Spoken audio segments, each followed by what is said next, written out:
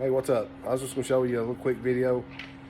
Tried to buy a spigot cover a minute ago. You can't get them right now. They're all sold out.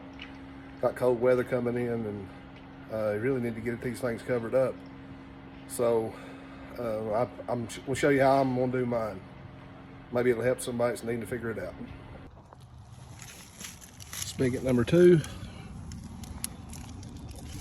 Got a kid's boot. The boots with the fur.